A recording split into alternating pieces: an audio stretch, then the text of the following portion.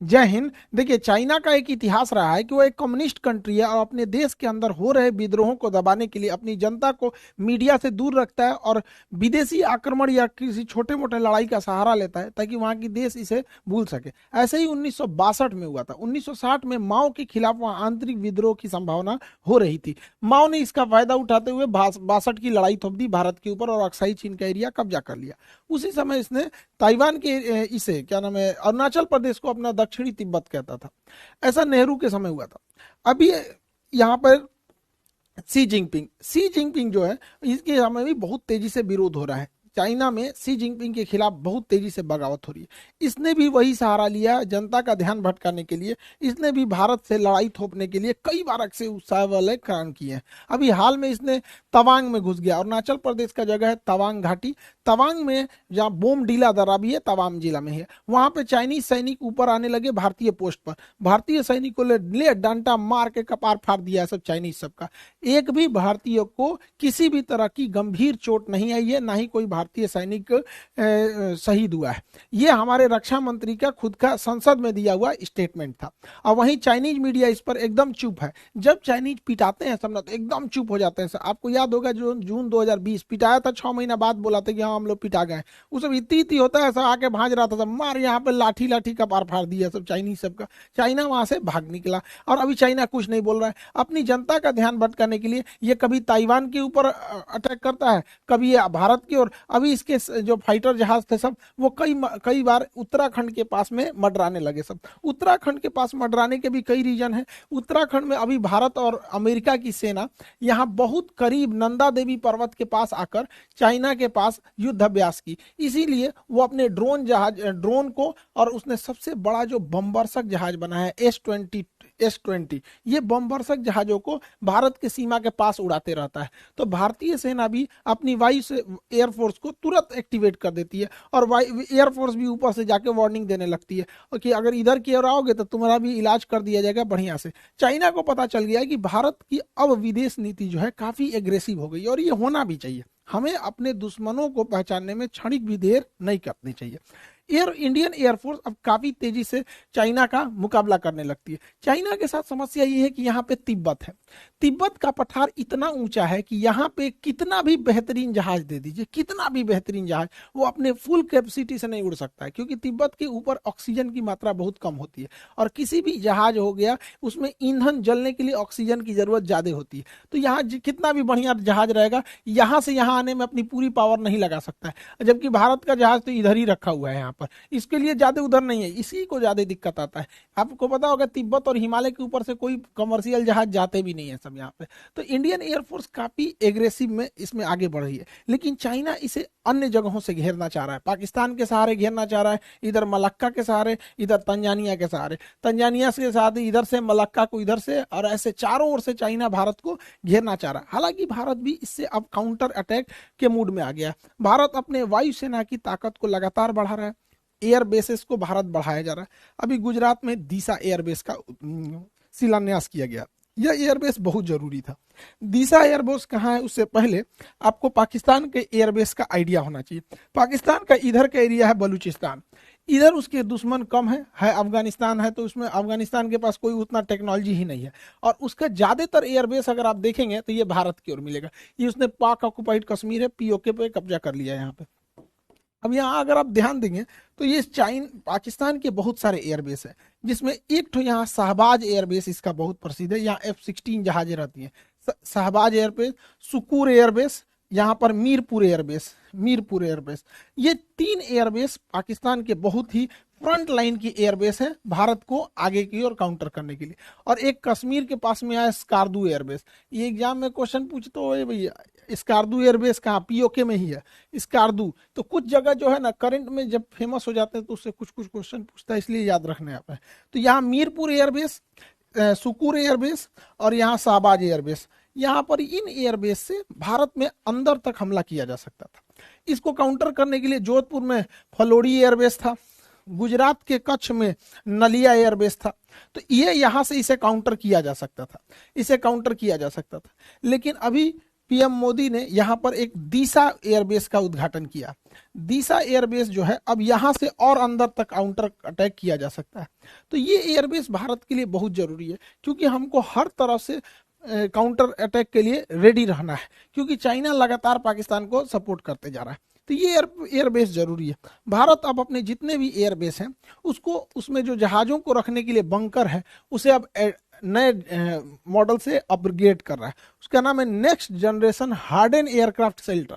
ये इतने मजबूत होते हैं कि रनवे के बाद जहाज को अगर इसमें ले आ देते हैं तो इसके ऊपर 1000 किलो का भी बम गिरा दिया जाता है ना, इसको कोई असर नहीं होता है। इसकी टेस्टिंग हो चुकी है। देखिए ये जहाज इसी के अंदर था, ये जहाज इसके अंदर था, इसको रख के तोड़ा है सब, ये ऊपर वाला ब्लास्ट हो गया है, जहाज चुपचाप निकल के चला गया। तो ये भारत इसको बहुत तेजी से अपने हर एक एयरबेस में इसको ला रहा है, ताकि जहाज जो है एयरबेस पे भी सेफ रह सके, ताकि युद्ध की स्थिति में काउंटर अटैक किया जा सके।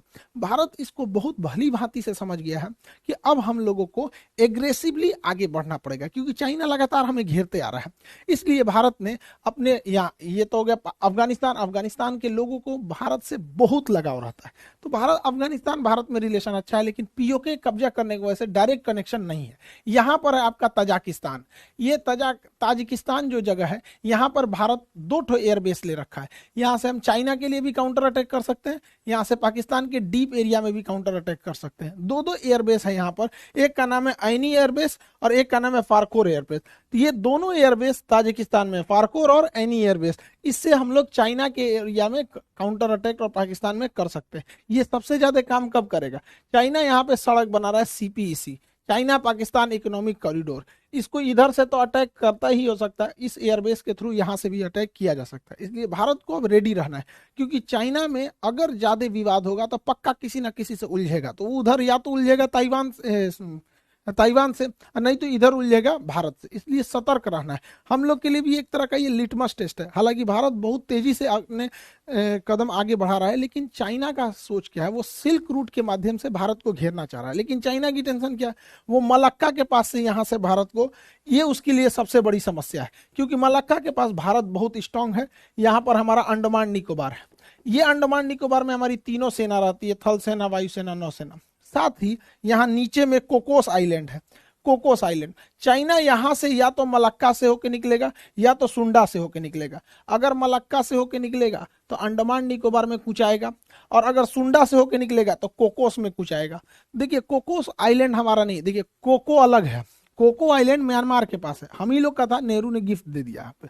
ये कोकोस आइलैंड जो है ये ऑस्ट्रेलिया का है, लेकिन ऑस्ट्रेलिया से हम लोगों ने समझौता कर रखा है कि एक दूसरे के बेस का इस्तेमाल करने के लिए, तो इसका इस्तेमाल हम लोग कर सकते हैं यहाँ से काउंटर करने के लिए। इसलिए चाइना को पता है कि इस एरिया में हम कुछ नहीं कर सकते हैं। इसलिए चाइना मलक्का को अपने डेलिमा दुविधा समझता है, मलक्का डेलिमा। इसलिए वो डायरेक्ट इस एरिया से समुंदर से घूम के नहीं आना चाहता है, वो डायरेक्ट सड़क के माध्यम से अपने सामान को यहाँ लाता है और इस रास्ते से निकल जाता है। यहाँ पे उसने बहुत बड़ी सड़क बना रखी है। इस सड़क के चारों ओर फैक्ट्री, पेट्रोल पंप, हॉस्पिटल्स, अलग अलग चीजों को खोल रखा है। इसका नाम है सीपीईसी। सीपीईसी को काउंटर करना भी बहुत जरूरी है, जो ग्वादर पोर्ट से जुड़ता है।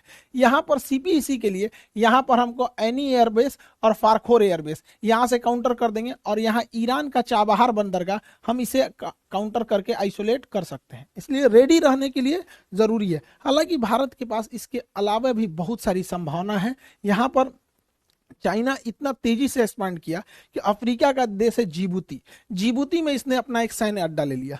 अब जिबूती समुद्र का इतना पतला रास्ता है कि अगर यहाँ स्वेज नहर से कोई भी जहाज यूरोप से आएगी तो उसे जिबूती से जाना ही पड़ेगा, और जिबूती पे उसने एक भाड़े पे सैन्य अड्डा ले लिया यहाँ पे। लेकिन अच्छी बात यह है कि जहां इसने सैन्य अड्डा लिया है वहां से थोड़ी ही दूरी पर फ्रांस का भी सैन्य अड्डा है, और हमारा और फ्रांस का समझौता है कि हम एक दूसरे के सैन्य अड्डे का इस्तेमाल कर सकते हैं। तो यहाँ ये पैसा दे के सैन्य अड्डा ले रहा है, भारत वहां ऐसे ही पहुंच सकता है। इसके अलावा जरूरी है भारत सरकार को कि यहाँ पे यमन में अभी अशांति फैली हुई है। यमन का यह सोकोत्रा आइलैंड भारत के लिए एक वरदान साबित होगा, क्योंकि अगर हमारा सोकोत्रा आइलैंड पर अब अगर प्रेजेंस बन गया तो यहाँ से हम ग्वादर बंदरगाह को काउंटर कर सकते हैं, यहाँ से हम जिबूती को काउंटर कर सकते हैं, और यहाँ से हमारी सप्लाई लाइन को भी कोई नहीं रोक सकता है। लेकिन अभी यमन के सोकोत्रा आइलैंड पर किसी का ध्यान नहीं गया है। यहाँ पे करना चाहिए, सरकार को आगे बढ़ना चाहिए। चाइना ने इतना ज्यादा मात्रा में लोन दे रखा है अफ्रीकी देशों को कि उन्हें अपने कर्ज के जाल में फंसा लिया, और इस जाल में फंसाया बढ़िया से तंजानिया को। तंजानिया जो है, इसका एक जंजीबार द्वीप है जो दुनिया में सबसे ज्यादा लौंग के उत्पादन के लिए प्रसिद्ध है।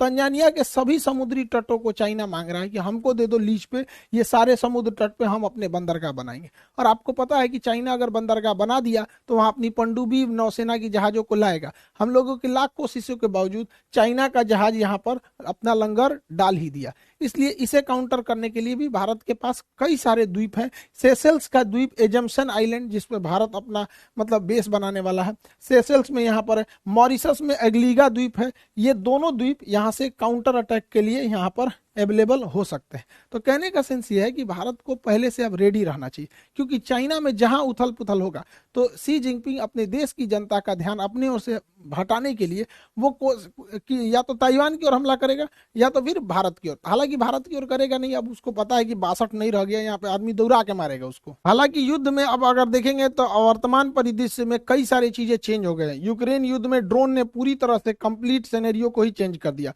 तुर्की जैसा देश ड्रोन के मामले में, ईरान जैसे देश ड्रोन के मामले में बहुत तेजी से आगे बढ़े हैं। तुर्की का कौन सा ड्रोन यूक्रेन में तबाही मचाया, और रूस जैसे शक्तिशाली देश को ईरान से क्यों ड्रोन मंगाने पड़े, इसे भी हम लोग समझेंगे। उससे पहले आप लोग को सूचना भाई, यूपीएससी वाले बैचों के लिए देखिए, बहुत सारे लड़के आप लोगों को हम बताए भी थे यूपीएससी के लिए। जून में ही हम आपको अनाउंस किए थे कि यूपीएससी बैच आएगा जून में।